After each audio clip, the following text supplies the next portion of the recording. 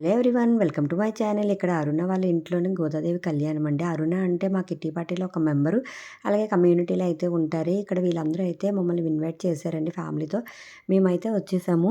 ఇక్కడ అంతా శాస్త్రోక్తంగా అయితే చేశారండి. ఒక పద్ధతిలో చేశారు వివాహం అయితే. చాలా బాగుంది గోదాదేవి కళ్యాణము. అలాగే ఇక్కడ చూశారు కదా, జిఆర్ స్వామి దగ్గర నేర్చుకునే శిష్యులంట. వీళ్ళైతే చాలా బాగా చేశారండి పండితులు. అలాగే వేదాలు కూడా బాగా చెప్పారు అన్నీని.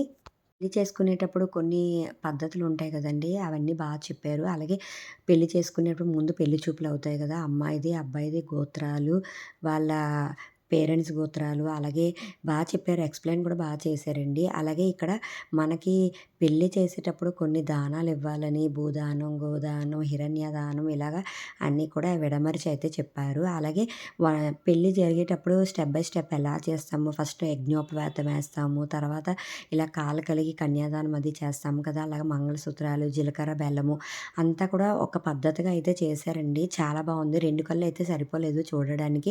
అలాగే ఇదంతా అయిపోయాక ఇంక హారతి అయితే ఇచ్చేశారు. అలాగే లాస్ట్‌లో మీకు తెలుసు కదా! ఏ గోదాదేవి పెళ్ళైనా, వెంకటేశ్వర స్వామి పెళ్ళైనా, ఏదైనా కళ్యాణం జరిగేటప్పుడు ఇలా అయితే చేస్తారు కదండీ!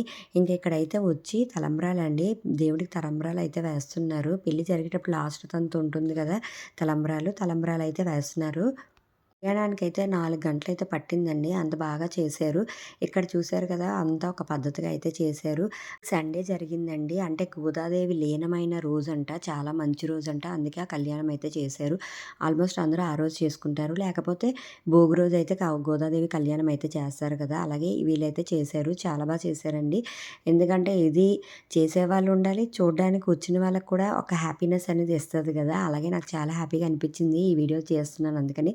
మీ అందరూ కూడా బ్లెస్సింగ్ తీసుకోండి. ఇంకా లాస్ట్ అయితే పింజరం అయితే ఇచ్చేస్తున్నారు. అలాగే ఇక్కడ చూసారు కదా, ఇలాగా పంతులు గారు ఇలా డాన్స్ అయితే వేస్తున్నారు. అలాగే అంటే ఎవరైనా వేయొచ్చు అని చెప్పారు. కానీ ఇక్కడ చూసారు కదా, చందు అన్న ఇంకా అరుణ గారైతే ఇలాగా చేస్తున్నారు డాన్స్ అయితే. ఎవరినైనా అయితే వచ్చి చేయమన్నారు కానీ ఎవరు అయితే చేయలేదు. ఇక్కడ చూసారు కదా, ధనుర్మాసంలో అరుణ వాళ్ళు తిరుపతి అయితే చదివేవారండి రోజును.